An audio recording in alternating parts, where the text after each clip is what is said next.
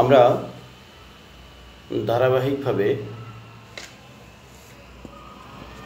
Management accounting, intermediate accounting, cost accounting, assurance বা auditing নিয়ে class করছি। যারা সিএ পড়েন বা আইসিএম পড়েন, আমি মূলত তাদের জন্য এই ক্লাসগুলো বা ভিডিওগুলো করছি। আপনারা একটু ফলো করলে খুব সহজে আপনাদের কাছে বিষয়গুলো সহজ হয়ে যাবে। তাহলে আমরা এখানে কিছু সংজ্ঞা নিয়ে আলোচনা করব। আপনাদের জ্ঞাতার্থে জানাচ্ছি যে management accounting, cost accounting, financial accounting মূলত অ্যাকাউন্টিংয়ের ইন্টিগ্রাল পার্ট বা অবিচ্ছেদ্য অংশ। সে কারণে আমাদেরকে এগুলো ভালো করে বোঝা দরকার। তাহলে আমরা জানব যে ফাইন্যান্সিয়াল অ্যাকাউন্টিং বলতে আসলে কী বোঝায়। সোজা কথা আমরা যদি বলি, যা কিছু ফাইন্যান্সের সাথে জড়িত সেই হিসাবটাই বা অ্যাকাউন্টিংটা ফাইন্যান্সিয়াল অ্যাকাউন্টিং। আমরা একটু গভীরে ঢুকবো, সংজ্ঞাকারে দেখব। The part of accounting keeps records of business transactions and finalize accounts in accordance with the laws of the land and international financial reporting standard।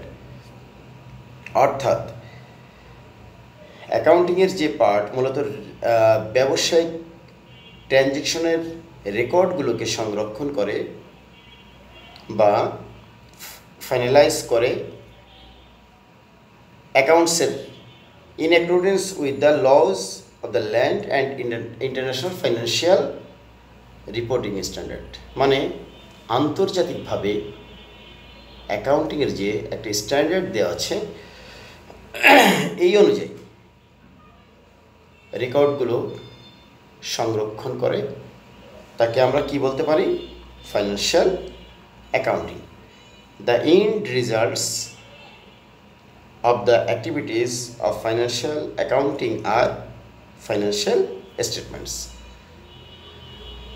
তাহলে কি দাঁড়ালো যে এটার ফলাফল একদম শেষে যে দাঁড়ায় কিছু স্টেটমেন্টের দিকে যদি আমরা তাকাই, তাহলে আমরা পাই যে ইম্পর্ট্যান্ট ফাইন্যান্সিয়াল স্টেটমেন্ট আর কিছু গুরুত্বপূর্ণ যে ফাইন্যান্সিয়াল স্টেটমেন্ট মানে হচ্ছে একটা টেবিল আকারে বা বর্ণনা আকারে যে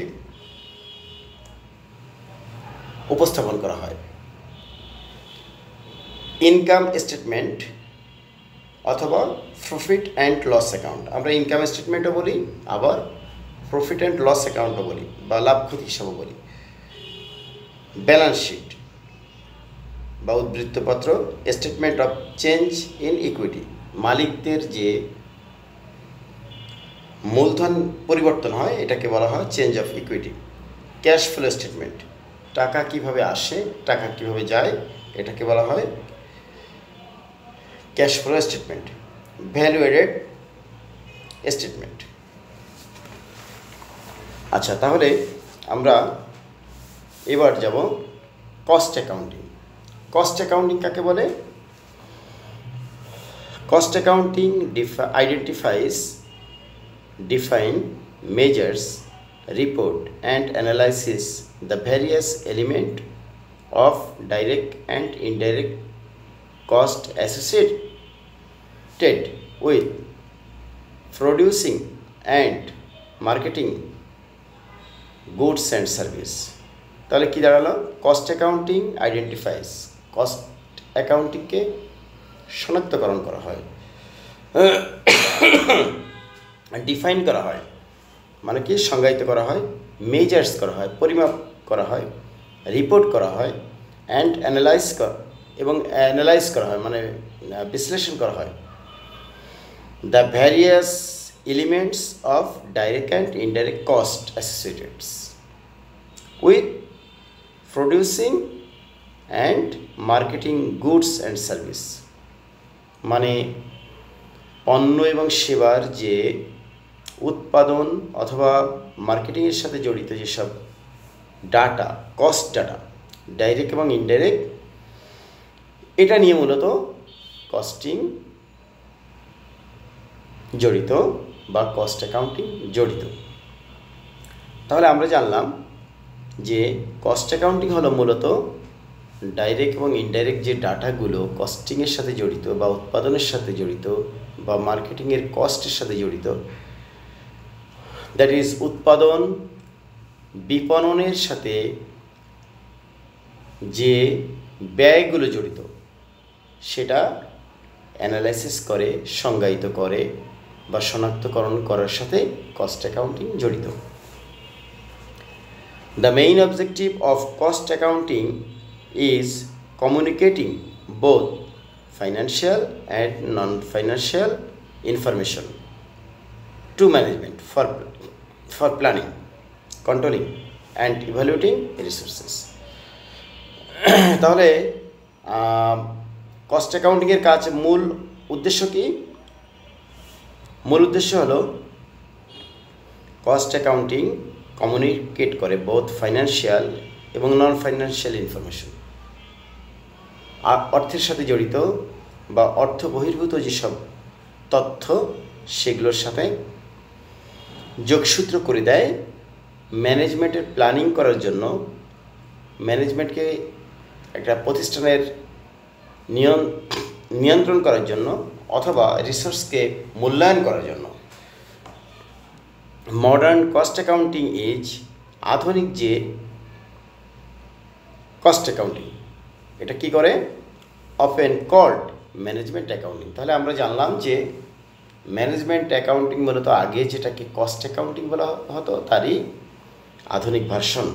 because managers use accounting data to guide their decision.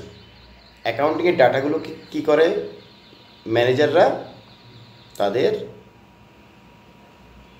ডিসিশনকে control করতে বা নিয়ন্ত্রণ করতে বা ডিসিশন মেকিং করতে এই অ্যাকাউন্টিংয়ের ডাটাগুলোকে ব্যবহার করা হয়।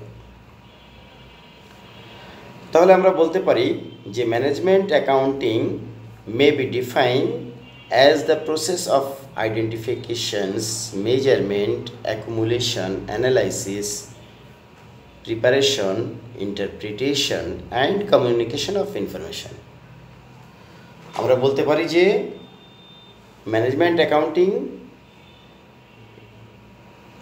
হলো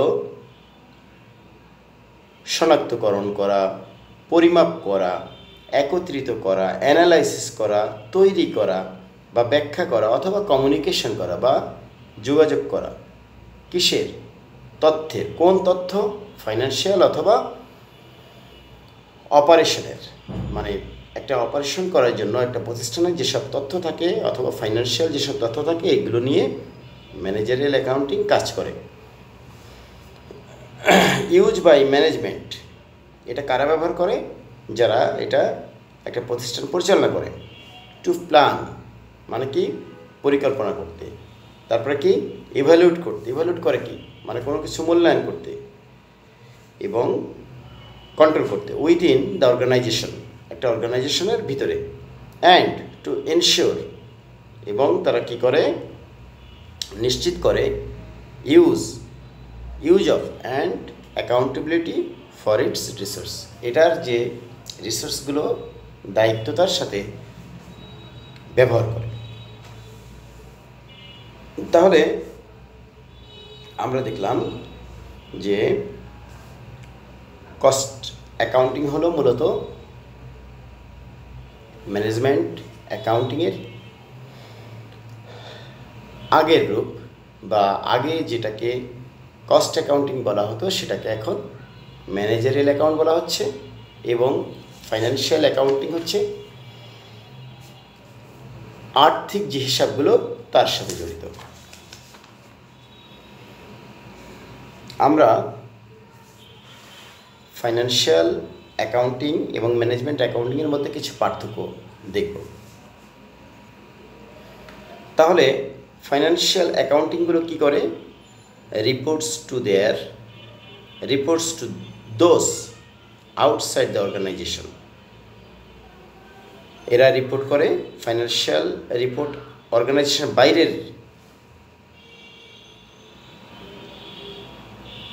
বাইরে যারা জড়িত, যেমন owners, lender, tax authorities, regulator. একইভাবে ম্যানেজমেন্ট অ্যাকাউন্টিং কী করে? ম্যানেজমেন্ট অ্যাকাউন্টিং মূলত প্ল্যান করে, ডাইরেক্টিং অ্যান্ড মোটিভেটিং করে, কন্ট্রোলিং করে, পারফরমেন্স ইভ্যালুয়েশন করে। একটা প্রতিষ্ঠান যারা কাজ করে তাদের পারফরমেন্সটা ইভ্যালুয়েট করার জন্য ম্যানেজমেন্ট অ্যাকাউন্টিং ব্যবহার করা হয়।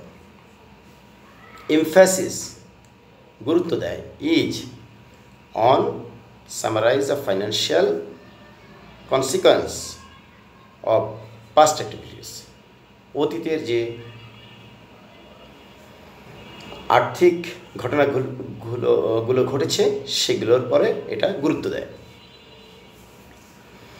Objectivity and ভেরিফিবিলিটি of data are এমফ্যাসিসড। তার মানে যে ডাটাগুলোর বিষয়বস্তু এগুলোর ভেরিফিকেশনের দিকে গুরুত্ব দেয়, ঠিক আছে কিনা।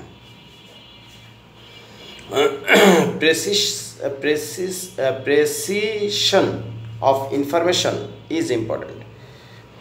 তথ্যগুলোকে নির্যাস করে নিয়ে আসে বা ছোট করে নিয়ে আসে, এটা গুরুত্ব দেয়। Only summarize data for inter organization are prepared. ডাটাগুলোকে সামারাইজ করে ফেলে মূলত। যেমন আমরা বলতে পারি যে ফাইনাল অ্যাকাউন্টটা আমরা যে দেখি, তাহলে কি করে?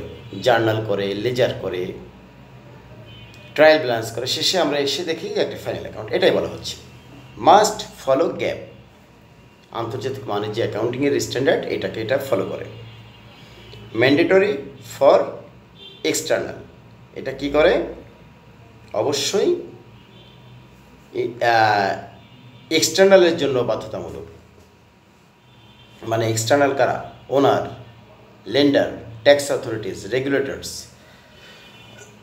এবার আমরা দেখব ম্যানেজমেন্ট অ্যাকাউন্টিংয়ের যে বৈশিষ্ট্যগুলো। Report to those inside the organization for, এটা কি করতে লাগে? রিপোর্ট করতে লাগে those to those inside the organization, মানে অর্গানাইজেশনের ভিতরের লোকজনের জন্য এটা লাগে, যারা ভিতরে অবস্থান করে। তারা এটা নিয়ে কী করে? তারা এটা নিয়ে প্ল্যানিং করে, directing and motivating, controlling, performance evaluation. এই ডাটাগুলো নিয়ে তারা প্ল্যান করে, এটা নিয়ে তারা মোটিভেশন করে তাদের কর্মচারীদের, বা এটা নিয়ে দিক নির্দেশনা দিতে পারে। প্রতিষ্ঠানকে কন্ট্রোল করতে ম্যানেজমেন্ট অ্যাকাউন্টিং ব্যবহার করা হয়। Emphasis is on decision affecting the future, এটার ভবিষ্যতের জন্য যে ডিসিশন তৈরি করা হয় এটার পরে গুরুত্ব দেওয়া হয়। Relevance and flexibility of data are emphasized. ডাটাগুলো কি করতে লাগে? সংশ্লিষ্ট এবং ফ্লেক্সিবিলিটি মানে কি? এই যে পরিবর্তনগুলো হয়, আপ ডাউন হয়, ফ্লেক্সিবিলিটি অফ ডাটা আর এমফ্যাসিস, ডাটা, এইসব ডাটাকে গুরুত্ব দেওয়া হয়। Time lines of information is important. তার মানে সময়, যে সময়ের জন্য ইনফরমেশন সেই সময়টাকে গুরুত্ব দেওয়া হয়। Detailed segment reports about department, product, customers and employers are prepared. যে সেগমেন্টের বা ডিপার্টমেন্টের ডাটা বা প্রোডাক্ট বা কাস্টমার্স অ্যান্ড এমপ্লয়ার্স প্রিপেয়ার্ড, এগুলোর দিকে আলাদা আলাদা করে মূলত গুরুত্ব দেওয়া হয় বা আলাদা আলাদা করে ব্যাখ্যা বিশ্লেষণ করা হয়। নিড নট ফলো গ্যাপ, আন্তর্জাতিক যে অ্যাকাউন্টিং স্ট্যান্ডার্ড আছে এটাকে ফলো করার বাধ্যবাধকতা নেই। তাহলে আমরা দেখলাম যে কস্ট অ্যাকাউন্টিং বা ম্যানেজমেন্ট অ্যাকাউন্টিং এবং ফাইন্যান্সিয়াল অ্যাকাউন্টিংয়ের মধ্যে বেশ কিছু পার্থক্য রয়েছে। আমরা আজকের ক্লাসটা লম্বা করব না, ক্লাসটা এখানে শেষ করছি। ধন্যবাদ।